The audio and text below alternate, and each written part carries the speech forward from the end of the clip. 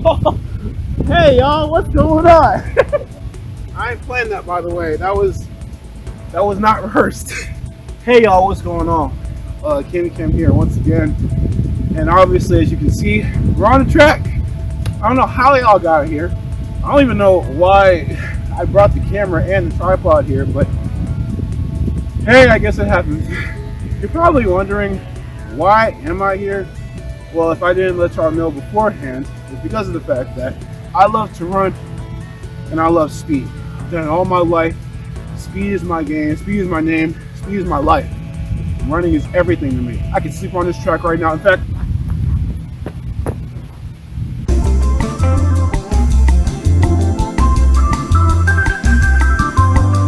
but definitely running means a lot to me. And I know this probably doesn't have anything to do with this video, which you guys should know what video this is just by looking at the title, but I just wanted to present this video with this setting because I want you guys to know how much this all means to me, how much running means to me, just to run, to live life. You guys should already know, actually some of y'all, a lot of y'all should know that I want to make something out of my running. And I've run all my life. It's the thing I'm really, really good at, exceptionally good at. I'm not going to brag, but I'm pretty good at it. And someday I actually want to do something with that. You guys know what I mean. So, with that pre-descent, just want you guys to know how much this all means. And also that skid back there, that was not rehearsed. I didn't do that on purpose. But anyway, I think it's finally time for this video to start. Maybe we'll come back here later. Probably. But anyways, guys, let's get the video started. Woo! Finally out that damn shower though. Wow, man, that was awesome. Unlike this damn game, it's finally that time, isn't it?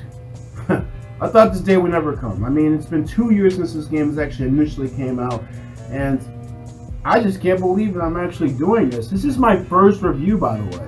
This is the first game that I ever thought about reviewing. I mean, of course, I've actually thought about reviewing other games such as like Danganronpa or Sonic Rush or something. But honestly, I had so much to say about this game that I thought that, hell, I might as well make this my first review. Now, to say that this game actually hit me hard would be a little bit of an understatement. In fact, another understatement about Sonic Forces is kind of the fact that people actually don't really seem to talk about this game and how it affected the Sonic the Hedgehog community. Now, to present things more, Sonic Forces to me is a direct representation of the Sonic fan base and the entire franchise as a whole. And it's kind of the reason why I hate this game so much. Now, you're probably wondering, why did this video take 2 years just to make? Well, with things like school, personal life issues, and a whole lot of other stuff, but I think that's enough of skedaddling. I think it's finally time for us to get into my first ever review of Sonic Forces. Hope you guys enjoyed this video, and let's get started.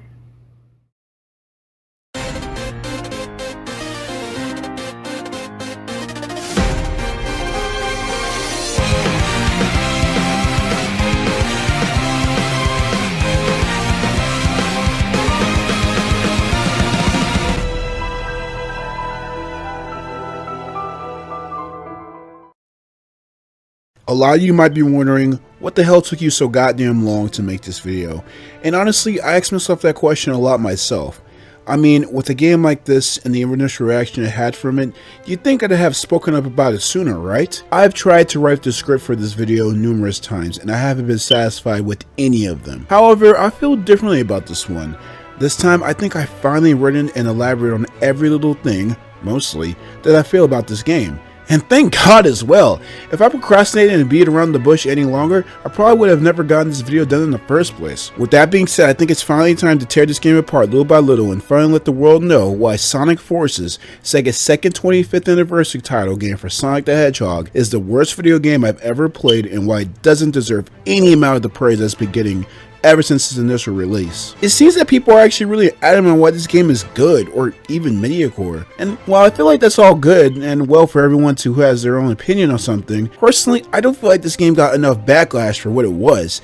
I mean, with Sonic Minion there to soften the blow, maybe there's not room for me to get mad at, but at the end of the day, Sega put this piece of unremarkable, unsalvageable, lazy, uninspired, absolute no artistic value at all of a game out so millions of fans would buy it because we just love Sonic also lacking much. Well, you know what? I think it's finally time for someone to explain why this game is so insulting, someone to explain why this deserves the same amount of shame that Sonic 06 got, and for someone to finally tell Sonic fans that when a game's shit, it's shit. I understand this is our childhood when we look at this guy, but to speak for myself, this is not the Sonic the Hedgehog that I grew up loving in the first place. When this game was initially teased at the South by Southwest Sonic convention in July of 2016, I was instantly hyped. I had already seen the Sonic Mania stuff, which I was also excited about, but as y'all should know, I grew up with modern Sonic. So that in turn made me more excited for this game. I mean, when I first watched the teaser trailer on the live stream, I was going absolutely fucking crazy. Modern Sonic in the destroyed city that looks like San Francisco Zone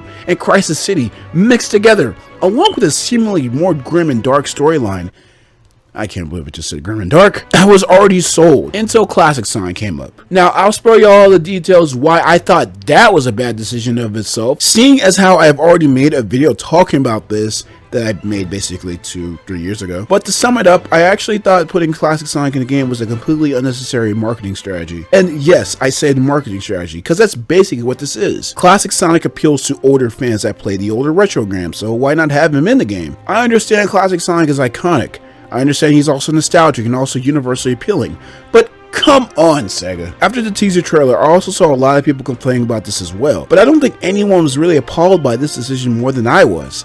Hence why I made a video about it. Over time, I bought the whole idea of Classic Sonic being in the game. Well, I'll just play as modern Sonic all the time like in Generations. Also, bullshit logic that this game isn't a sequel to Generations, and that it is its own thing, oh my god! Anyways, as the months went on into 2017, Sega went into more and more detail about Sonic Mania, but not Sonic Forces, which was odd considering it seemed like Sonic Forces was going to be a far bigger game than Sonic Mania, and you'd think they'd promote it more. I mean, they did release various screenshots, music, and stuff, but it wasn't until May 16th of 2017 on the official Sonic the Hedgehog YouTube channel that people saw what this game truly had in store for us, and that was the custom character reveal, or the avatar, or the DeviantArt character, or a bitch, whatever you want to call it, which was the entire point. This time around, Sega decided to make a system where you can actually create your own character and play as them in the game. Now, for a little while now, it seemed like create your own character games were becoming more popular, especially with the new technology that helped developers do things they couldn't do before. Games such as Saints Row, GTA Online, Dragon Ball Xenoverse, or pretty much any MMO game seem to be doing very well, and also seem to be having very long lives ahead of them. Although this isn't an online game, it still makes sense, I guess. I mean, just look at Dragon Ball Xenoverse 2. I don't know how many hours I put into that game, but I fucking love that game to death. There was so much character customization,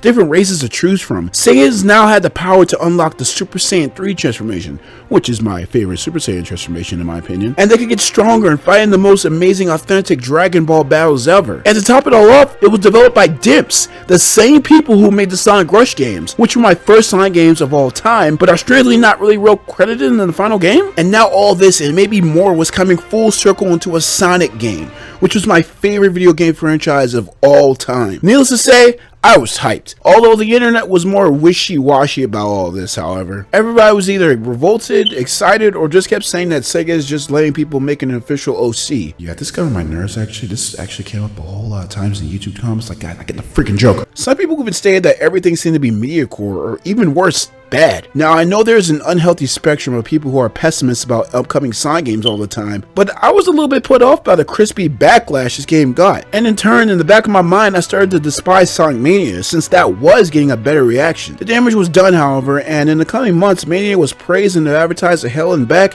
and it was released in August of 2017, spiking universal acclaim, even by me, a person that was just interested in the game by a low margin but was pleasantly surprised when we first played it. After Mania exploded, the attention was mildly shifted to Forces, which still wasn't doing good in terms of advertising. It was like Sega was wishy-washy about the game themselves. You know how AAA game companies that usually advertise their game on every single walking, breathing, or even anything that has molecules on the face of the earth? Well, Sega never really did that with Sonic Forces. What was also weird is how they brought the game's price down to $40 and kept hammering it down that this game was going to be sold in China, where it would hope to find a huge fan base. The latest game is also the first ever Sonic game to be released in China, where it's hoping to attract a large fan base. I thought this was really odd considering how big I thought this game was going to be, but I put no mind into it. I was so naive and dense that I proceeded to pre-order the game as well. And to be honest, while I do regret that, I don't think pre-order games is really all that bad in general. I should have known that I was buying a Sonic game though. When the day finally came, I went home to play it and stream it, and I was ecstatic. I thought I was about to have the most fun I've ever had in a long time with the Sonic game. I have already seen all the cutscenes thanks to leaks, fuck y'all, which made me feel kind of confused, but I was still so excited about the gameplay. Even if the story was decent at best, maybe the rest of the game could suffice, right? Right? Needless to say, I streamed the game that night for 6 hours, and when I was done with the game, I didn't know what to think. There was a sort of emptiness I got from completing the game that I didn't understand until I started writing this review in the first place. This is the 4th time I've ever looked at this game besides going back for various reruns. I did 2 live streams and a whole let's play that you can actually watch to get my full unscripted and heavily discombobulated thoughts on it, although I might actually be remaking that soon. Also, for anyone who might write comments in the comment section telling me how I should actually feel towards a particular subject in the game, don't. Guys, this video is a formulation of my definitive thoughts on the game. Is it possible for my opinions to change over time? Yes, definitely, but in this situation I heavily doubt it. In fact, probably it's not even possible. But if they do change, I want to know why they changed by my own accord and not anybody else's. With over 2 years going by and lots of manic highs and depressive lows, to even the time where actually even thinking about this game actually gave me a melancholy attitude for about 30 minutes. Can I truly let you guys know my honest to God opinion about this game? You can only know that if we begin with the plot. While not explicitly stated, it should be recommended to play Episode Shadow first before the main story. Episode Shadow is an extra mode that was released at launch that allows you to play as Shadow the Hedgehog, a bitch-ass motherfucker in his own special story mode that takes place 1 year before the events of the game. Although I've also heard that you should probably play the main game first, which is a load of shit because Episode Shadow doesn't really spoil anything in the main story at all, but anyway. God, this plot is so fucking boring, but let's begin. Also, get used to the cutscenes being blocked in this game. Apparently nowadays developers have the option to block scenes in games that are spoiler heavy to make sure new players don't get spoiled, but in this game, this problem comes up all the fucking time. Every single cutscene is blocked for some stupid reason. And it's been 2 years after this game came out, so what gives? I guess it makes sense to do this if you're streaming or recording this game directly from the PlayStation 4, but since I'm using an Elgato to record this, all it does is put a big fucking on my screen whenever it happens. 1 month before Sonic Forces, Shadow gets a call from Rouge, who has a report from GUN, I presume, saying that they found one of Eggman's bases and are scheduling an attack. Shadow tries to meet up with Omega, but unfortunately loses contact with him and decides to go to the base. Shadow finally reaches the base where he meets Infinite, a mysterious guy with mysterious powers who also mysteriously voices the same guy who voices Garou from Naruto, Liam O'Brien. Seems like I'm the only guy on YouTube who seems to point that out for some reason. Odd. I guess Sonic fans who played and reviewed this game aren't really fans of obnoxious protagonists, brooding characters, or useless as fuck green-eyed bitches! Just kidding, y'all already know that Naruto is my official bowl of ramen. Liam O'Brien also voices Daz from Sonic Lost World. I'm gonna have to bring in my A-game if I wanna mop the floor with this spiny butt! Ugh. Anyway, Infinity War here claims to have defeated Omega to test out his new power, as well as pulling a Mephiles, and asks Shadow why he doesn't remember their encounter. Through a very short and anticlimactic backstory, it is revealed that Infinite was actually part of Squad Jackal, a group of mercenaries that are in allegiance with Dr. Eggman. By the way, we actually don't see the other group of mercenaries except for the IDW comics. So there's that. Squad Jackal was supposed to help protect one of Eggman's bases, but with Shadow being Shadow, he annihilates all of them, including Infinite. This! What?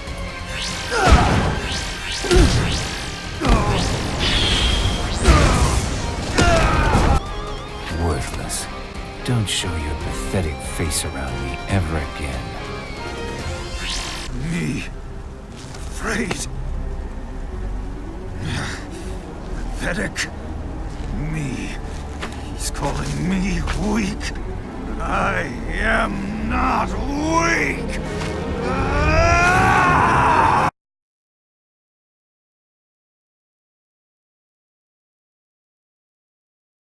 I fucking hate this scene, and probably the reason why I absolutely hate Infinite as a villain. What type of shit character development is this? This has to be one of the most generic, laziest, and horribly uninspired reasonings for a villain to be a villain that I've ever seen in my life. God, he's worse than fucking Red Herring from a pup named Scooby-Doo, who's just a dick to Mr. Ink because he can be. Oh, I'm weak. Shadow beat my ass. Oh no. What? I mean, yeah, say what you will about Mephiles, Black Doom, or even fucking Emperor Ix from Sonic Chronicles. Sure, they weren't written as the best of villains, but at least those guys didn't act like fucking 3-year-olds who can't take a fucking punch. Jesus Christ, I haven't been this mad since I first played this game. I'm sorry, y'all, but you can't deny this guy's a fucking pussy. He has absolutely zero logic in his motivation to become stronger. He's a jackass who thought that Eggman of all people would be worth helping, and for some reason he doesn't like people to see his mouth? Even though you can actually see this in the screenshot here in the prequel that was released a month before the game. I know that really doesn't have anything to do with him personally, but fuck him. After Infinite's little fit, he joins himself with the Phantom Ruby, I guess, and yes, it is the exact same one from Sonic Mania. After his backstory, Infinite tries Shadow in virtual reality in order to kill him. If you're wondering how something not real can kill you, it's simply because of the fact that the Phantom Ruby affects its victims in a way that what the victim sees is real to them. So basically think Freddy Krueger logic, except Freddy could probably cut Infinite's eyes out, which would be really satisfying actually. Fortunately, Shadow managed to escape, which doesn't negatively intercept Infinite at all and claims that not even Sonic can stop him now, leaving a confused Shadow behind. Eggman, meanwhile, is loading on the fact that even after all these years, even though the characters don't age, that he still hasn't been Sonic. And so he prepares an invincible weapon of destruction, which is Infinite, and declares an assault on a random city. Although it seems like he's already did that, seeing how in Shadow's story the city is already in ruins. What the freak is a continuity saga? Orban Cuba also mentioned that Eggman means business. Okay, so fucking what? You don't really have to point that shit out, guys. I could hear it in his voice. It's like if someone told me that Goku really wants to eat after he's already ate like 50 full-course meals. You don't fucking say! Tails sends Sonic a distress call, and Sonic quickly rushes into the scene to stop everything as usual, and wait, what?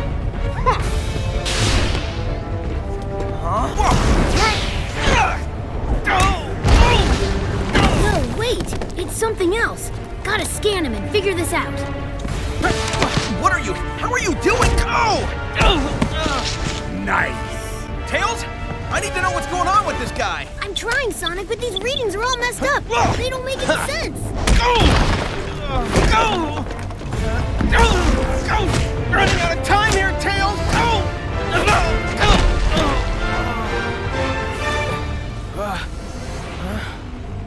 Sonic! This was the first ever cutscene that was ever shown of the game, and to be honest, back then I thought it was neat. But over time, I came to realize that this whole Sonic gangbang thing that's going on here is actually pretty lame, and totally unrealistic too, seeing on how Sonic survived much worse. Farewell, Sonic the Hedgehog.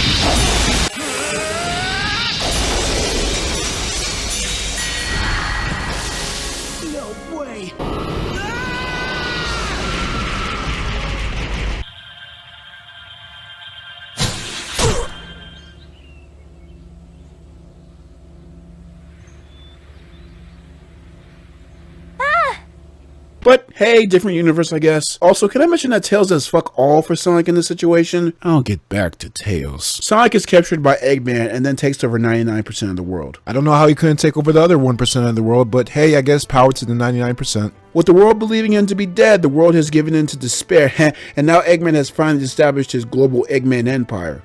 What? Are you fucking telling me that without Sonic, there was nothing the entire world could do to stop Eggman? Bullshit! I mean, I guess what I'm expecting in a world full of Toontown rejects, but come the fuck on. You're telling me that Knuckles, Shadow, and Silver apparently, and all the others couldn't do anything? I mean, hell, if there was trouble in Sonic's world, then why wasn't Blaze made aware of this via the Soul Emeralds? Ain't there supposed to be polar opposites of each other? Speaking of that, where in the hell are the Chaos Emeralds anyway? Yeah, I know they're just basically easy to win plot MacGuffins, but since they're supposed to be established plot device, they're kind of important in this scenario like this. God, why is this game acting like the most basic bitch on the planet that doesn't know how the fucking story works? God! That's actually one of the main problems I actually have with the story. The fact that it actually tries to ignore so many small, intricate details that I'm just supposed to be alright with. Well, no, y'all, I'm actually not alright with that. And also, yes, I know that you guys are probably just going to say, It's a Sonic game. It's not supposed to have an intricate plot. One of the main problems with Sonic the Hedgehog franchise is how diverse it can be. I know that sounds like a good thing, but in reality, with this fandom, it's not. For example, there's a lot of people who actually do not give a fuck about the story, but then there's people like me who actually do. So obviously, I'm gonna have a problem with the story if it's not done right. If I knew the story was gonna be like this, then I probably would have actually liked it if they actually didn't even have a story, like the classic games, because they didn't even fucking try. So after that step on the Lego, it seems like all hope is lost in Sonic's world. But not quite. Sonic's closest friends form a group called the Resistance. What an amazing, well thought out title name, by the way. And it turns out that Knuckles is the leader. Well, it's about fucking time, my boy. The roughest of the rest of them, the best of them, is back in an important role where he's not a dumbass. Rejoice! The Death Egg? Oh man, that's not good. None of this is good, Vector. That's why it's called war. Who could've did this? That snitch ain't moved. I catch her, I'm a come here, little beef. Think you can fight it, fella. Get a little drink here, do you, bud? Also, how's that messing around with my dude? For some reason or another, though, Tails isn't part of the Resistance, which does build suspense, but don't hold y'all's breath, and y'all will find out why in a minute. Despite assembling a small army, the Resistance is unable to stop Eggman's forces, and the innocent are starting to give up hope. Yeah, they should die. Who wants Toontown rejects running around anyway? As the Resistance Corps members discuss their situation, they're bringing up a new recruit that is joining them. After accessing the recruit's file, Knuckles revives with updates from the battlefield before introducing the new recruit. Your officially licensed character is probably the best part of the game, who actually survived an encounter with Infinite. Not long after, Knuckles learns from Rouge that Sonic is still alive and he's being held prisoner aboard the newly rebuilt Death Egg. Why again? Formulating a plan to rescue Sonic, Knuckles sends the rookie and a squad to the spaceport. There, the Resistance managed to steal a shuttle as they fly to the Death Egg to rescue Sonic. Also, I just want to point out that a lot of this stuff does take place in these little text box cutscenes. Yes, I don't know why this game actually did want to go for this route, but apparently this game doesn't all have just all cutscenes all the time. Apparently, Sega decided to make these little text box cutscenes just because they wanted to save money? What? This is a console Sonic game, and honestly, this just comes off as lazy to me. Especially with the fact that this thing also plagues Team Sonic Racing, apparently. Meanwhile, back in the city, Tails comes across a destroyed E123 Omega, one of the most underrated Sonic characters, mind you, and proceeds to try and repair him until... I'm sorry I wasn't smart enough. Huh? Whoa! Chaos! Sonic, help me! Do I really have to explain why this scene is actually so excruciatingly bad?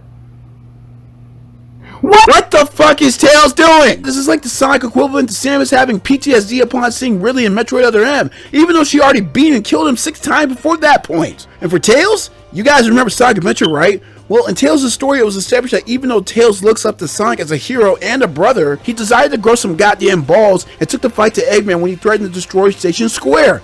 Plus, Tails even had a boss fight against Chaos in his story. Also, what the hell is Chaos even doing in this game anyway? He doesn't even do anything in the story. He doesn't even have a boss fight. After Classic Sonic bonks him in the head, that's all it is. Also, what's up with this whole thing making Classic Sonic and Modern Sonic different universes? It makes no damn sense. Why bring up this stuff now? I mean, I'm not gonna lie, the Sonic the Hedgehog canon is really messed up. I mean, how the hell can games like Lost World happen in the same universe as Sonic Adventure? I mean, I just hate retcons in general, but the fact that they actually do this now instead of actually doing it in something like Generations, is just like ass.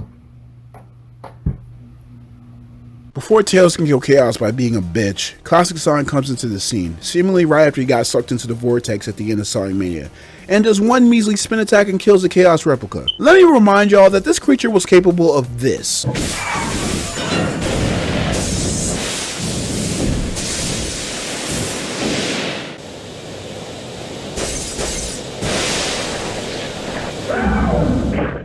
Seeing Classic Sonic as a messiah, I guess, Tails regains his hope and they both go together to save the world. Meanwhile, with the Resistance, it is revealed by Rouge that Eggman has been torturing Sonic and only keeping him alive for all these months so he could actually see his Eggman empire before he banished Sonic into space. You will also learn that Eggman torturing Sonic is actually bullshit because apparently that one detail was in the original Japanese version. Also, can I comment that this game is actually slightly more bearable with the Japanese voices on? If not just because Roger Craig Smith isn't voicing Sonic, but also because the game seems more like an anime. A really bad and generic anime, mind you. The Resistance plans to go save him, but the rookie is chosen to go because of the fact that everybody apparently is busy. Probably not, though. It's actually a safe bet that they're probably just chilling at the Resistance headquarters. I really hate that name, by the way. The Rookie makes it to the Death Egg and causes some ruckus and simultaneously undoes these boring ass looking restrictions on Sonic and fights Zavok from Sonic Lost World. Who even like this guy though? He's a boring as fuck Saturday Kids WB villain from a boring as fuck Saturday Kids WB story. Sonic then takes on Zavok, beats him in a way that I wish Sonic would fight all the time, beats up with the Rookie and proceeds to go back to Earth to do some more recon. Yes, I said Earth. Not Sonic's World, not Mobius, even though that's a cool name. It's Earth. He's called Sonic and said to be the fastest creature on Earth. And to be honest, y'all, that's actually as far as the game goes in terms of plot. Even though the plot wasn't even that interesting anyway. Why not be on the chair? Yes guys, I'm aware that's a really lazy way of saying I'm done with summarizing this bullshit, because it is. But to be honest guys, I hate this story. In fact, the story is actually one of the main reasons why this video took so goddamn long to come out. It's just so goddamn boring that I find myself really just not giving a fuck about writing it and explaining in the script because the rest of it would just basically be the same thing over and over again. The story trying to go somewhere and then it does something stupid. I get mad, rather risk repeat and watch behind your ears. For instance, at one point in the story, Tails gets intel that Sonic was spotted in the Mystic Forest, so naturally, he goes there to check it out. But guess what? Sonic obviously isn't there in reality, and that section was just an excuse to have classic Sonic run through Mystic Forest. The point? There is none! Oh, such despair can only be birthed to such greater hope. Let me tell y'all right now, that plot summary I just did, that's as good as it's gonna get. To me, it's just a sin of a story, but hey, that's just me. But for y'all, I'm gonna go over this story really quickly just for the sake of it, because I like you a lot. Now don't take that too personally. Sonic later then meets up with Silver, who just got his ass beat, and gets his ass beat too. Classic Sonic and Tails realize later that the Phantom Ruby is the source of Infinite's power. You don't say. Sonic at one point seems to get into an altercation with a Shadow replica until Shadow edges his way in and kicks the hell out of the replica and makes him do this incredibly stiff falling animation. The fuck? Knuckles launches a massive attack on Metropolis. No, not that Metropolis, I wish I know. But unfortunately gets 80% of the resistance wiped out. Oops. Buddy fights Infinite alone out of encouragement from some lame-ass motivational speech by Sonic. Later in the story, after a lot of filler, Eggman banishes Sonic into no space for like 2 seconds. What even was the point anyway? Prompting Eggman to flee and get ready for the Doomsday device thing. And then the most lame-ass, lazy-ass, I can't even describe the scene, it's so bad. Oh, Jesus Christ. I mean, how lame is this game gonna get? I mean, Jesus Christ, my ass is getting numb from just watching this absent-minded shite. With that being said, why is this cutscene so bad? Well, let's go over that. 3, 2, 1, go! Knuckles, get the fuck out of my face, you're way too close. These have to be the slowest running cycles I've ever seen. Kinda looks like that part in Shadow the Hedgehog's intro, just not as cool. Silver, Jesus Christ, why are you looking like you're trying to run 90% faster than everyone around you? What are you trying to do, redeem yourself as Sonic 06? Or are you trying to get away from this godforsaken game? Well, no matter the reason, I support you, buddy. In fact, I retract my statement, but you still look weird. What in the fuck is with these random ass particle effects that are actually doing absolutely nothing? Now lean back, lean back, lean back, lean back, come on. What in the fuck are you doing, Shadow? This ain't 2005. Wow, Silver, what a great and totally not generic way to use your psychokinesis. Amy was nowhere near Silver when he used his telekinesis, so how's Metal Sonic being controlled? Also, Amy, get the fuck out of my face, and you too, Rouge! Have y'all noticed how slow these characters are moving? What the fuck are they on? And great, Sonic and his friends have abandoned their allies to fight for themselves, making the only redeemable quality in this cutscene is the fact that Amy's hair looks longer in this scene right here. What the fuck?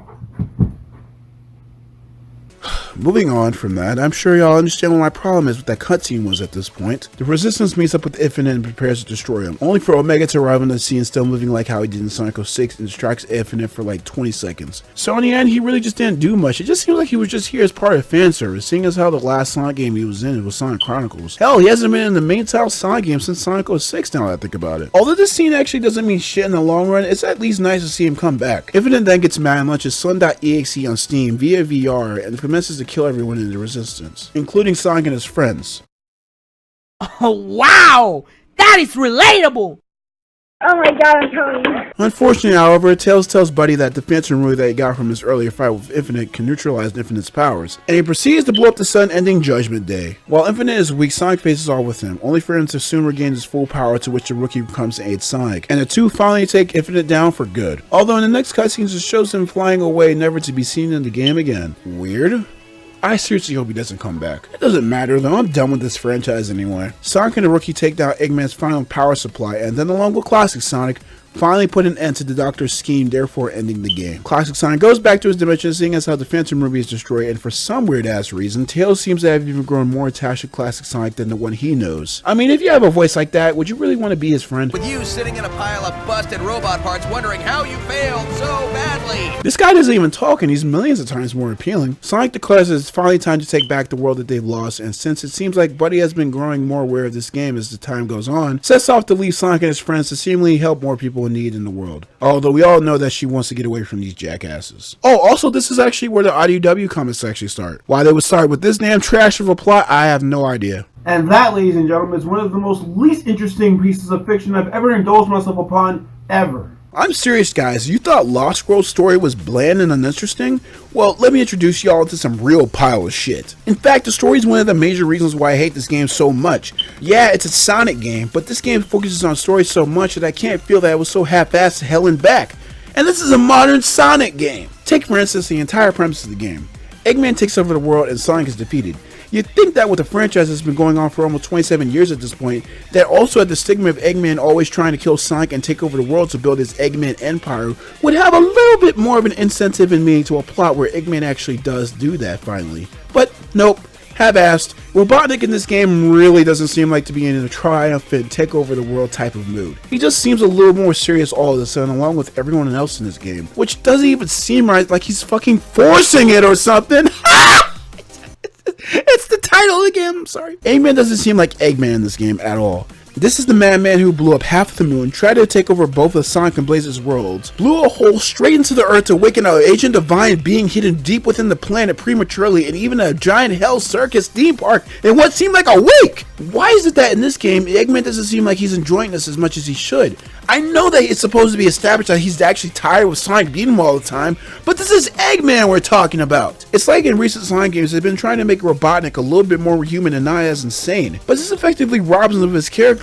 I know it seems like I can't shut up about this game, but it must be stated. Spoiler alert, at the very end of Sonic Chronicles The Dark Brotherhood, after Sonic and friends get back from defeating Ziggy in the Twilight Cage, Eggman reveals that apparently in the long time that Sonic's been gone, he finally took over the world and finally established his Eggman empire, since Sonic was out of the picture, leaving us, the players, to stare at this very eerie and creepy image of Eggman with text saying, "The End." You don't just have Eggman have a random new plan that is somehow able to beat Sonic into submission that apparently is worse than other beings he's taken. He's had other plans before that's probably been on a better scale than this. What makes this one so different? Infinite? Well, more on him later, but even then it's very off-putting, seeing as how Eggman just seems to have effortlessly beaten Sonic this time without any real weight in the story to have him really drive him to do that. The ending of Lost World doesn't give him any incentive on him being serious this time, so why even bother? Also, Infinite. Definitely one of the most lamest villains ever. Not only does his powers suck, I mean, come on, virtual reality, really? What really makes a villain is their backstory, so that the audience has a clear understanding on why they're evil in the first place. Sometimes it's the complete opposite edge of the spectrum, where you actually don't know why they're evil, therefore making them look more menacing since you don't actually understand them. Infinite might have a backstory, but is it a good one? Fuck no. Oh, I'm weak, cause Shadow kicked my ass. Well, too fucking bad. What are you gonna do, cry about when Sonic beats you too? Oh, for the love of God. He's a fucking spoiled brat that gets edgy when something happens that he has no control over, and not the good kind. You know, for a while now, Sonic fans have been saying that they've actually been wanting Mephiles to make a grand return of the Sonic series sometime in the future. And I can't help but vouch for this as well. He's a very cunning villain who was very ominous and was actually the first person to straight up kill Sonic. While there were questionable things about him in the story, like why didn't he just use the Chaos Emeralds to join with Iblis in any time whatsoever? I still think if he was rewritten, we would have had a legitimately great badass villain on our hands. Why do I bring him up in the first place? Because Infinite and Mephiles seem to be very much like each other in many different ways, except one thing. Infinite is gay! Fact of the matter is, Infinite is boring as a character in general. He sucks, his design sucks. I mean, he looks like a fucking Toontown character with some fucking fake ass Nike Air Force Ones. What the hell is up with these fake ass dreadlocks? And seriously, it really bothers me for some strange reason that he sounds so much like Gara, but that's just me though. Overall, I don't want this fucker to ever come back. Although it seems like he will though, even though I don't give a fuck. I mean, they brought Psylocke back, so that's a thing. And don't get me started on the heroes. Sonic is fucking lame in this game. It seems that the wit that Sonic had has been getting sucked out of him, and now every time he tries to make a joke or make fun of Eggman or Infinite, it sounds like he's on drugs or he's high or something. You haven't left an impression. I don't know anything about you, not even your name. With you sitting in a pile of busted robot parts wondering how you failed so badly. So, what's your favorite color? Do you like long romantic walks on the beach?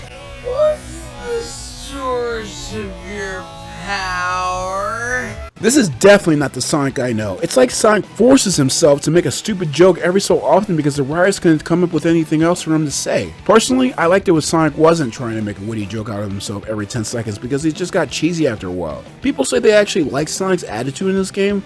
Well, to be honest for me, this ain't it at all. He's done way better in the past, and I'm not sorry, but his personality in this game just doesn't scream Sonic for me, or even his attitude. Also, people say that they like cheese in Sonic. Sometimes I dream about cheese.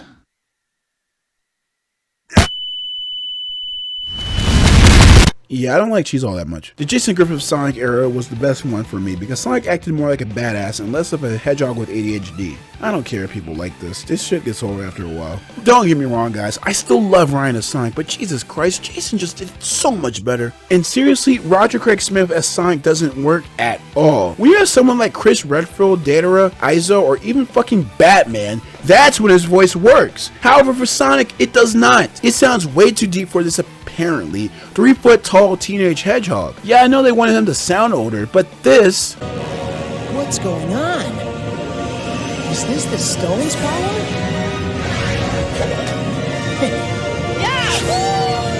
is way better than this. Wondering how you failed so badly. This dude sound like somebody off of Lego Ninjago. This dude sound like somebody off of Boy Meets World. This dude sound like somebody off of Johnny Bravo. This dude sound like somebody off of Dying Light. Wait. Oh, and to make it clear, I actually don't hate Roger Craig Smith as a person. I actually love the guy. He actually does work for a Sonic Boom Sonic at least. And he's a pretty funny and chill guy. I mean, just look at his IMDb picture. What the fuck is he wearing? I really don't like how Sonic is really short in this game. He's even shorter than the Avatar for some reason. This is a problem I've had for a while now, not just in this game, but why is Sonic 3 foot tall? He should at least be 5'0" or at least Bugs Bunny's height and not look like a fucking midget. He's an animal, I know, but it's just not my can of Minute Maid. Yeah, I know I'm nitpicking, but it's really distracting to see him be shorter than the Avatar. Yeah, I know there's a problem with Sonic's lakey legs, but that's why you make his torso longer, at least as long as his legs are. Jesus Christ, for the love of God, Sega, do something right! I've already commented on how Tails is a little bitch now, and all he does is science. Knuckles is way too out of character. Also, am I a joke to you? Amy doesn't do shit but be a girl and look pretty and fights to justify she's doing something while she really isn't. Silver, what the fuck are you doing here? The Chaotics don't do shit. Shadow is trying way too hard. Rouge's voice sucks. Omega's pretty cool, and where the fuck is Blaze at? Don't both of their worlds depend on each other? No, whatever. She's probably glad she's not part of this shit. Finally, this story is way too fucking preachy about the power of teamwork and friendship and all that. Throughout the game, you'll hear in cutscenes and from radio messages that the world is full of despair and war and sadness, and that we all have to work together and bring back the world that was taken from us with the heart and soul, and most importantly, the power of friendship! This is the reason why it's embarrassing just to indulge yourself in these cutscenes. They're lame, I get it, the power of friendship and all that bullshit. Can we just get back to the freaking action already? Actions speak louder than words. If y'all want to do something about it, then fucking do something about it. Finally, my biggest problem with the story is the Avatar themselves. It just seems like they don't do much in the story aside from being the quote-unquote rookie of the story that helped Sonic out a couple of times. Yeah, I know they're supposed to be new to this sort of thing, but personally I was really hyped for this part of the game because I thought I would be able to make my custom character my own, having a wide selection of clothes to choose from, different abilities and powers and stuff like that. But no, what we get is a dumbed down fan character creator that only has merits to compete with a Flash game, and it just seems half-assed in every way. Apparently the Avatar was actually meant to represent the player, obviously, and was portrayed as just being a normal person going on this grand adventure with Sonic, and that they can't be as cool as Sonic. What? Personally for me, I hate this decision.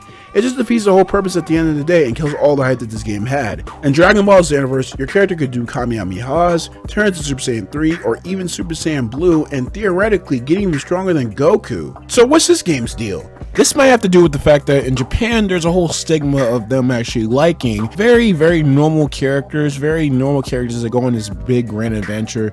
But with a game like this, it just makes the Avatar seem very underwhelming. It's weird that Sonic Team would actually put this limit on you, seeing as how other create your own character games actually let you surpass the main characters of that game in a sense. And to be honest, I've grown tired of the whole this all-around normal person goes on this grand adventure story cliche. And I don't know about y'all, but I really can't actually relate to a rabbit all that much. Unfortunately though, while you can't choose a voice for your character, they don't talk, so there's that. Although now that I think about it, I actually don't think that's actually a really good decision as I thought. Lame, fucking lame. That's all I can think of when I actually think about this game. And I'm not even just talking about the story, I mean everything else too, and it's a real fucking shame. This is a Sonic the Hedgehog game. It's supposed to be wild, cool, bodacious, not this lame Netflix soap opera bullshit. Although to be completely honest, the story is just average by a normal objective standpoint. I mean, I guess the reason why I'm so mad at this is because I was so hyped for this game that I actually think that the story was going to recapture that magic that I haven't seen in the Sonic games that initially drew me into this series in a very long time now. And unfortunately it doesn't do that. To keep this plot summary from being way too long for this video, all I want to say is that the writers for the next Sonic game I hope are actually not the same writers for Forces. Anything's better than this, at least we'll probably actually have an actually good and competent story. Hopefully not something as brain dead as this mess. But I think it's actually time for us to get into the core essence of the game, the gameplay. It's about time! While the story is atrocious, how is the gameplay? Well, to be honest, it's not really that bad if I'm going to be completely honest, but to be completely honest, not that bad means still horrible in my eyes when it's obvious that the gameplay is so tapped on in a sense. Let's start with Modern Sonic, the main gameplay style that I personally was looking forward to the most. Modern Sonic is back once again with the boost style gameplay, the one that has been most successful at this point, since Sonic Lost World's score showed them that we didn't actually like the parkour even though I fucking loved it. In this game, the boost has been reworked, and it definitely shows too. Sonic's boost doesn't seem like it's as fast as it was before, but I do like the fact that it does look more like the boost from the Sonic Rush game, so that's neat. What's weird is how when Sonic's in the 2D section and he's not boosting, Sonic won't run at max speed, and this goes for the Avatar as well. What the hell happened here? Why did his average speed just suddenly drop? There's also been something going around that for some reason Sonic Team had to remake the boost gameplay because apparently they lost the coding or the assets for it. Although this is a rumor and I don't think Sonic Team had actually stated this, but it does make sense. For some reason, however, Sonic's boost power is supplied by wisps once again like in Sonic Colors, and to this day, I still don't see why the fuck they keep doing this. What, is there a ring shortage on Earth so they had to give Sonic another way to boost? But that wouldn't make any sense seeing as how this game actually gives you a massive plethora of rings, so... Anyway, Sonic's double jump is also back as well, and it's a far cry from what it was in Lost World. I don't even see the need to actually have a double jump in Sonic anyway, but this has to be the worst. Sonic's jump in this game is already as stiff as my dick, but it gets rock hard when it comes to doing the double jump. I can't. Did I really write that? It's basically worthless and doesn't even give Sonic that much height. It doesn't even influence his direction in midair at all, leading to Sonic feeling like he's on Castlevania syndrome, leading me to very stupid deaths that if I was in the same situation in Lost World or Colors, especially Lost World, then it wouldn't have happened. I do gotta say that Sonic's jump ball does look really cool, giving it a more spiky appearance, kinda like how it was in Sonic Rush. Gotta love those games. He still has a quick step and the slide, both of which I actually barely use, and quick complaint, why doesn't Sonic crawl anymore? Did the developers think that this was too uncool for Sonic after Sonic Unleashed, so they removed it? That doesn't make any sense to me, seeing as how when you're right up close to a crevice in any boost style Sonic game besides Unleashed, Sonic will do this incredibly slow and awkward sliding animation that doesn't cover much distance and is more of an annoyance than anything. When Sonic crawled in Unleashed, it was surprisingly fast and not as awkward. Sure, Sonic looked like a baby, but it's better than this. Maybe they should give the somersault back to Sonic instead. In terms of level design, the levels are short as hell, only clocking in at around a minute and a half for most of them. A lot of the levels in the other Sonic games have been short, but honestly, these feel like they have nothing to them and they didn't even bother. I've always wanted to have bigger, longer, and harder levels since I always don't feel like I'm actually buying a full price game. These levels are just way too short to justify actually full actual length levels. Also, despite this game is where you dash like a maniac, modern Sonic stages love to punish Sonic for going fast, especially in Metropolitan Highway and Luminous Forest. Metropolitan Highway because of the fact that you can boost off the stage really easily, and the platforming in the 2D sections doesn't like sequence breaking, and Luminous Forest because of its weird half-pipe gimmick. These sections are where the Sonic Drift could have been useful, but the move itself is mysteriously removed from the game. The custom character could perform it, but it's automated and it's really lame looking. I guess the budget really wasn't in at the time, so they had to make shortcuts. That, or Shu Nakamura removed the move completely because of its complex control, or maybe it was Azuka's idea. Speaking of Luminous Forest, did you know that you can actually beat this stage with just one hand? Yeah, just get your right hand on the controller and mash the fuck out of that boost button and know when to quick step to get through it with ease. You're probably wondering, how and why can you do this? Well, the producer Shun Nakamura likes games that are very easy to get into as well as very simplified controls. This is the reason why Sonic 06 had a very simple control scheme since he was a director. As such, he decided to bring that philosophy to Sonic Forces, which can be a reason why there is no drift in the game as well as why you can play through Luminous Forest with just one hand.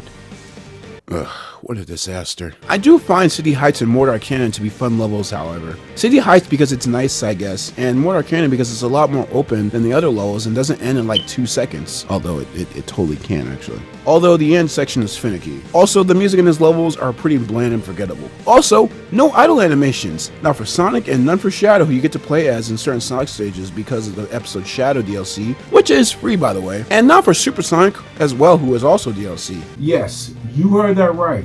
Super Sonic is DLC in this game. For some unholy reason, Sonic Team made Super Sonic DLC that wasn't even available when the game first came out. Plus, you originally had to pay $2 fucking for it. Are you guys fucking serious? Making us pay for a series staple game mechanic that's been with us since 1992? What the fuck is wrong with you, Sega? Luckily though, they actually did make Super Sonic free as DLC after the total outcry about Super Sonic being DLC in the first place. But at the same time, it's fucking despicable. The fact that they would actually try to do that in the first place. What the hell is wrong with them?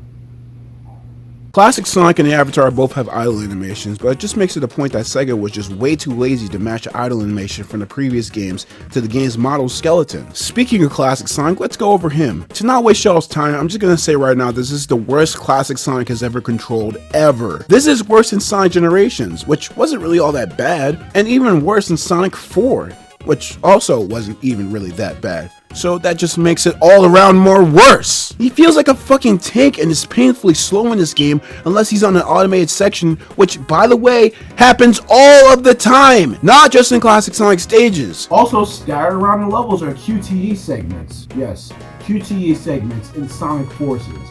Now, they were completely fine in Sonic Unleashed since the game actually slowed you down and it was basically for like a quick trick that actually got you bonus points and everything like that. Kind of like the Sonic Rush game, just not as fun. But here, they are total pace breakers.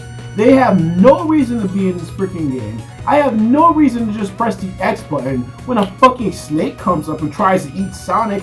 Like, I don't know, like, could I just at least have some control? Granted, this automated thing has always plagued the series to be fair, but it seems to have gotten worse with every passing game, especially this one. Hell, sometimes when you're actually just going in a straight line and you're about to turn, the game will actually turn for you. Classic Sonic also has a spin dash and his drop dash from Sonic Mania. Gotta say, I do like the aura effect that both of these moves make, and to be honest, it's the best part about Classic Sonic. His spin dashes cover so much distance in such a short amount of time that I use it all the time. It's not as broken as Generations, but still. Also, Classic Sonic has better control in midair than modern Sonic does.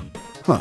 His physics are also way off. Try going down a slope in this game and spin down it. Watch as Sonic goes down a slope only to absolutely fucking go nowhere or for an invisible spring to materialize and break your pace. Trying to do certain things that you can do in the classic games just do not work at all because his physics are so jank. Take for instance this.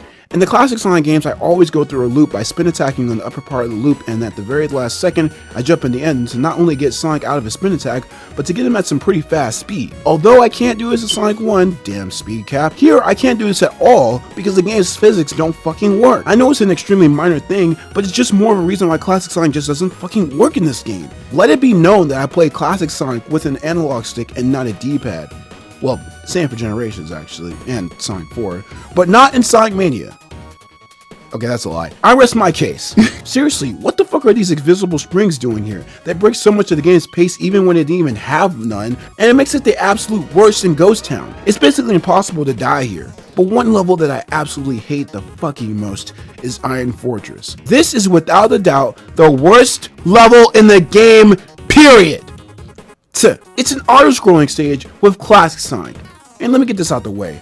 There should be absolutely no fucking auto-scrolling levels in a Sonic game ever! It's counterintuitive of Sonic's gameplay anyway, breaking your pace and speed whenever you encounter one. Anyway, Iron Fortress is relatively easy, yeah, but I swear your first time will be full of you trying not to outrun the screen, avoid all these fuck all missiles, and to top it all off, trying to balance yourself on these circles just to get enough speed to be able to jump ahead onto the next one to proceed the stage. Sometimes plummeting to your death if you got the timing wrong. I swear this game has got some kind of input delay sometimes, because I swear when I press the jump button at the right time, Sonic won't jump until like a 30 whole milliseconds later, which is another reason why I think he just feels so stiff. Classic Sonic did not need to be a part of this game at all, which again just makes me feel like he was more shoehorned in this game to get more sales and partially advise Mania, which is a far better game. And the worst part about this is the fact that he actually might be back in a future Sonic game, which I hope to God doesn't happen, and I hate to say that about him, since I do love classic Sonic, and it tears my heart up to say that, but that's just how it should be. The only classic Sonic level that I like is actually Ghost Town, and it's probably mostly because of the music. Also, yes, I agree that classic Sonic stage music fucking sucks. Seriously, Seiko, would you actually freaking try? Classic Sonic should stay in his time, not his universe. That's so why would you retcon that? And so should modern Sonic. End of story. Now it's time for the Avatar, the actual best part of the game, which bears no surprise at all. The custom character is really just a modern Sonic that doesn't have a boost, but uses guns called Wispins to actually defeat his enemies, or Wispons, or Lispins, I don't know. She also has a makeshift homing attack called the Wire Attack, which works the exact same way, it's just a bit slower and has a longer recovery time. Yeah, if I'm not attacking enemies and not in the homing attack chains, then I'm probably using my Wispon. Guns that can actually harness the power of the Wisp color powers to kill enemies and find certain secret paths as well. Honestly, I compare the Wispons to the guns in Shadow the Hedgehog, only they're not. To be honest, while the variety of Wispons are nice, I don't think they're that well implemented into the game. They are kinda nice to use, but to be honest, once again, I would have liked it more if I had actually had powers and not stupid gadgets. Without a doubt though, the Burst Wispon and the Drill Wispon are the funnest to use. The Burst Wispon because it actually covers a lot of area and makes short work of enemies, albeit in a horribly unsatisfying fashion, and the Drill Wispon because it just breaks the game in half, or in a quarter. I do kind of like the Cube Wispon, not for the Wisp power, but when you use it as your weapon, your character will actually do this really cool looking spin attack, and when they land they'll make this big shockwave that turns all the surrounding enemies into cubes. So all around, the Avatar really is the best part about the game. In terms of graphics, this game was actually powered by the Hedgehog engine too, and it definitely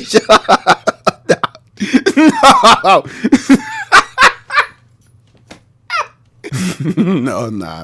The graphics suck. Okay, to be clear, they're not really bad, but this isn't better than Sonic Unleashed, which was released 11 years ago. Something just seems washed out for some reason, and it doesn't help that the color scheme seems subdued in this either. Also, can we put a fucking stop to Sonic's side mouth? I know that's how he smiles because it's iconic, but to me his mouth looked fine in the middle and past Sonic games. This isn't just this game's problem, it's really been a problem since Colors. Not so much of Unleashed, since it seems like they actually knew what to do with the side mouth and that the game generally had way better cutscenes anyway. It's nice that things are more crystal clear in this game, yeah, but I swear this game has a slight pixelated look, which is odd. I mean, I'm playing on the PlayStation 4 version, so maybe it's different for the PC, Xbox, and Switch versions of the game, but I digress. Also, what the fuck is up with these extra designs? Like I said, Toontown rejects! These character designs look so lazy and uninspired to me that they actually just look dead ugly. My problem with these citizens is the fact that they look worse than any other anthropomorphic citizens in any other Sonic related media. I mean, what can you do when all the character models actually use the same base model? Look at the Archie Sonic comics, Stat AM, or even the damn IDW Sonic comics actually have better designs. What the fuck is this game's excuse? Maybe, just maybe, they should have actually looked at fan character designs that fans have made over the years a little bit to see what works and what doesn't. And this definitely fucking doesn't. You can unlock more clothes for your custom character if you want to, not just have some stupid looking shoes on and a bodysuit for the entire game. You don't buy clothes with rings, which is kind of weird because that just makes rings just more useless in this game as it is. But you unlock them by doing certain challenges in the stages. And to be honest, I really don't care about getting all the clothes in the challenges at all. The clothes that you do get suffice nicely, but they're lame looking anyway and aren't even worth the trouble. Seriously, what the fuck are with these random texturous clothes that you get? It looks like they're beta clothes designs or something. I will say this though, if there was one awesome thing that came out of this game, it's my fan character, Tiana the Rabbit.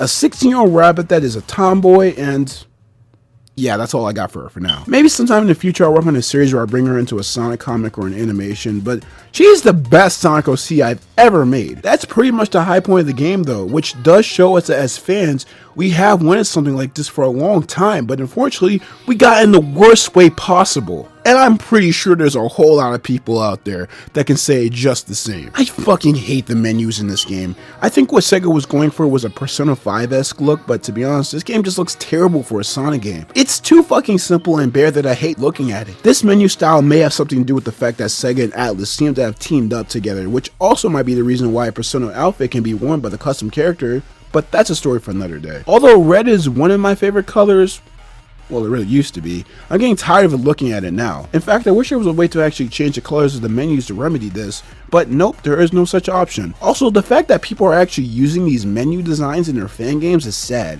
Seriously, people actually like this shit? Speaking of atrocious, the music. This has to be the worst Sonic soundtrack that I've ever heard in my life. Yeah, it's that bad. All the music sounds digital and synthesized. It wears on my ears after a while. It's so computer and so synthetic sounding. It sounds so close to a damn MIDI. The menu music also gets old because of how generic it is, kind of like how the Sonic Boom menu is actually. And the main theme of the game, Fist Bump, composed by Tomoya Otani and performed and written by Douglas Robb of Hoobs.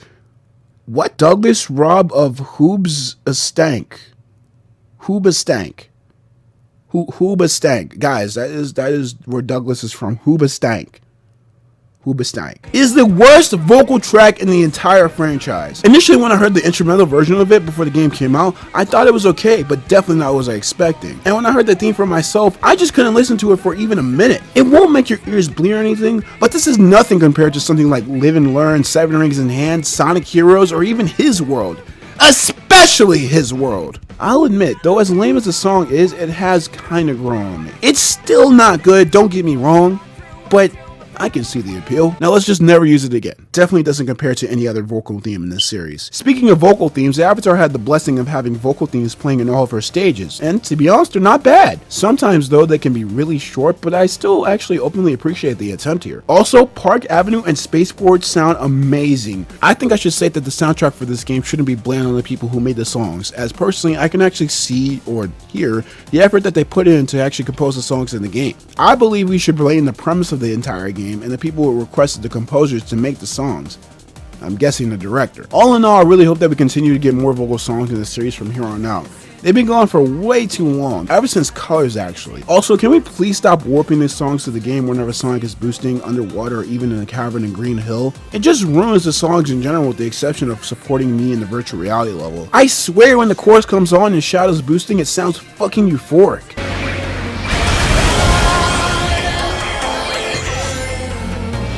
This game is also way too fucking easy. There's a difficulty mode where you can actually choose between normal and hard, but I swear they don't change much. In fact, from what I read, normal mode just makes it so that when you get hit, you don't lose all your rings and that your ring count caps at 100. So basically absolutely nothing. Also, there are no lies in this game.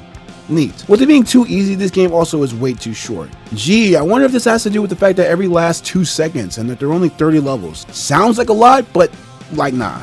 This game is shorter than Sonic Mania, Colors, hell, even Generations. Your first playthrough might actually take you 5 to 6 hours, maybe even 3 if you're good enough, and speedrunners just outright crush that, usually having times of an hour and some change. Definitely saw what Sega was thinking of when they actually made this game $40. And you might just think it's because it's a link to the game, and yeah, you might be right, it is a large part of that. But the other major reason is the fact that this is a half-ass cash grab! I mean, it's not even like they're trying to hide it. In terms of the fact that the game actually releasing in China, Sega hoped that it would actually attract many fans, and yes, it probably would have if the game was actually good. I mean, there's like 1.4 billion people living there. So I saw what Sega was going for, and more power to them to admit that, because after financial disasters like Lost World, and especially Boom, I can't knock them for trying to get their money back, but this game just feels like a slap to the face to not just China, but also Sonic fans, people who don't know about Sonic who just bought this game, and most importantly, even though this is gonna sound conceited as hell, but also a slap to my face as well. Like I said before, I was so fucking excited for this. Enough for me to scramble trying to get money for a capture card and also to pre-order to get it day one. I understand that this is ultimately my fault,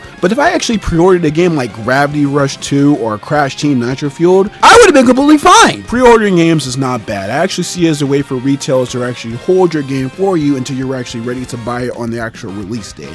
That's how I saw pre-ordering for this game, and that's how it worked. Unfortunately, the game was atrocious, but to give my honest to God thoughts about this game on an objective level, this game's okay.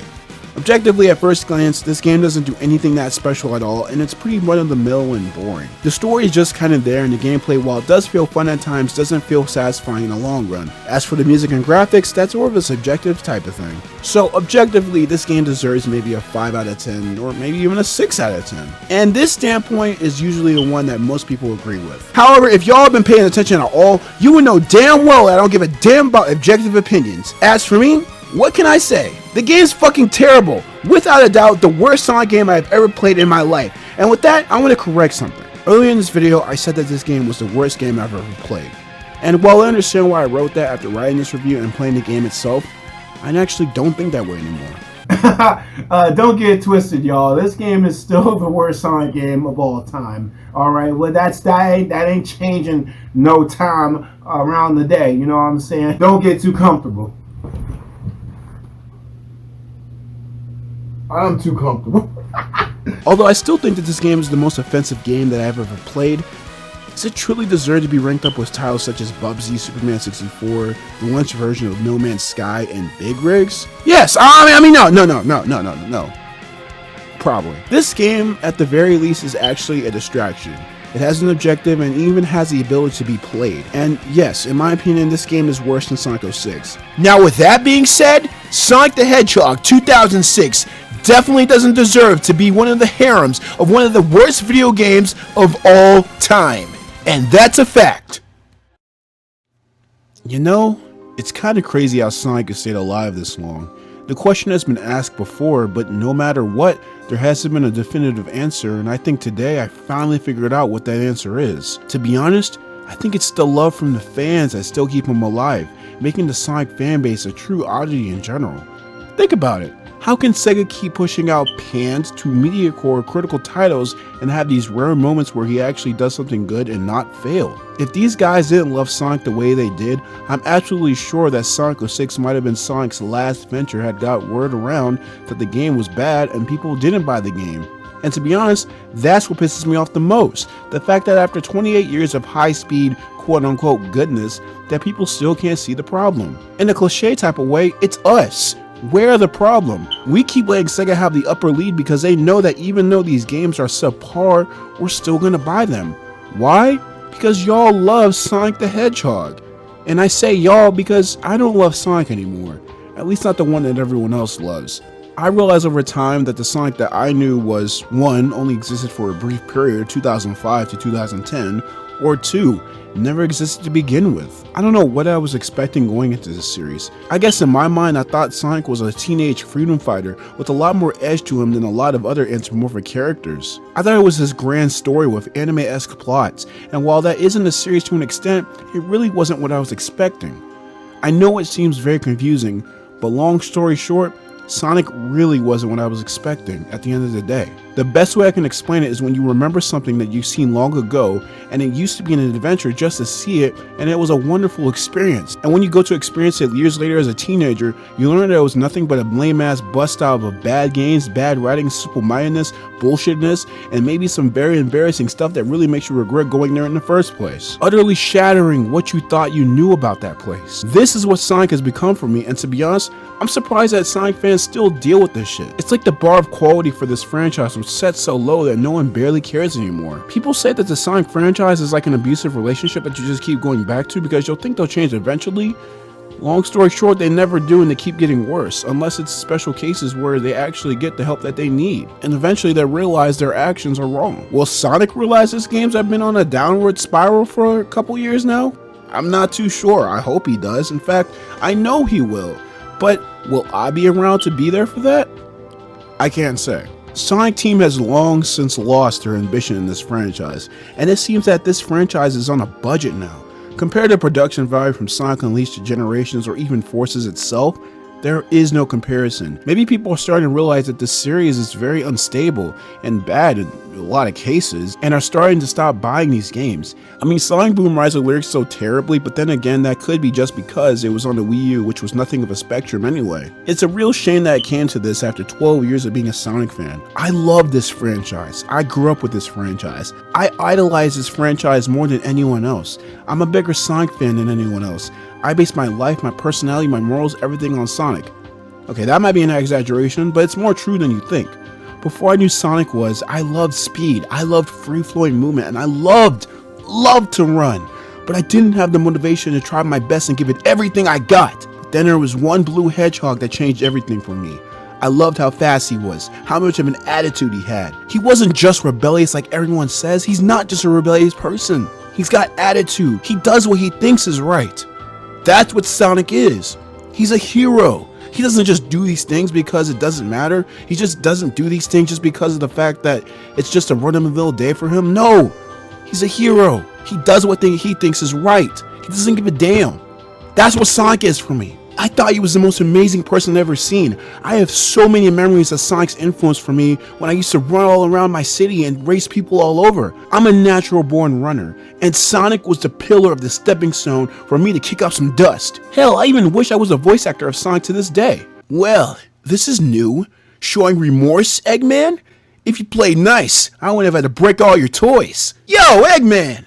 Thanks for that little skydiving trip the other day. Hey! Huh. Yes! Aw, not my best one. Sonic's the name, speed's my game. Come on, step it up. You're too slow. All right, we can't go that far, guys. Okay, we gotta stop because we're going into unnatural territory. I know that seems like I hate the guy, but I hate him because I love him, no homo. Even though I hate this game and it absolutely just crushed my love for Sonic the Hedgehog, I still can't shake my feelings from when I was actually a devout Sonic fan. Sure, I'll probably still be interested in fan stuff, but to be honest, the fans also don't know who Sonic was for me either. Maybe someday I'll be able to actually do something where I can show people who I originally thought Sonic was so I can explain it in a better sense. But honestly, guys, Sonic the Hedgehog after Mania seems to be going in a really weird direction. At one standpoint, Sonic Forces was horribly bad, but Sonic Mania has taught us that that's what Sonic is. That's the direction that we need to have Sonic go in to have a successful franchise again. And if that is the case, then so be it. It's not going to be a Sonic the Hedgehog that I love. But if it's got to be like that with Sonic Mania and all that, hell, at least the franchise will be consistently good again. At least we'll finally have great games, a good direction. I mean, look at Sonic Mania's development team. It's awesome. I'll still say this all the fucking time. Sonic Mania was the last good Sonic game after the 2010 era happened. But for now, this is all I got. Maybe Sonic will have another renaissance. If the classic games can come back into fruition in recent times, why not the modern games? I love Sonic the Hedgehog more than anyone else. I love this franchise and his games have inspired me in so many different ways. I've idolized this series and saw Sonic as a role model.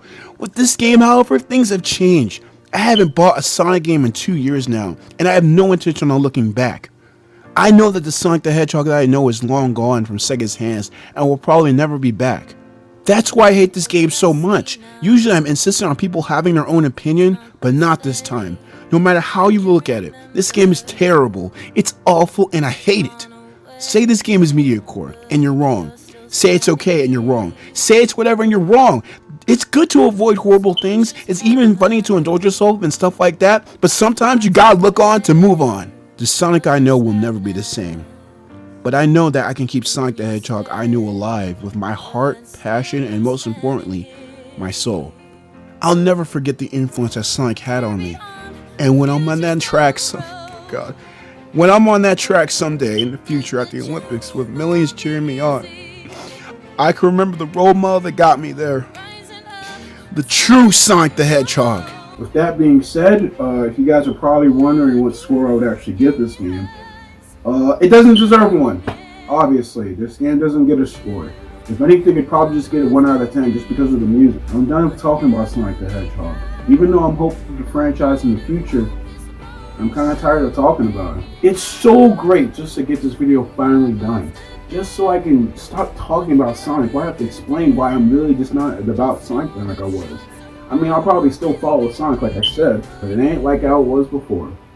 But enough about Sonic the Hedgehog. I think it's finally time for me to go back to where I truly belong. So, let's go.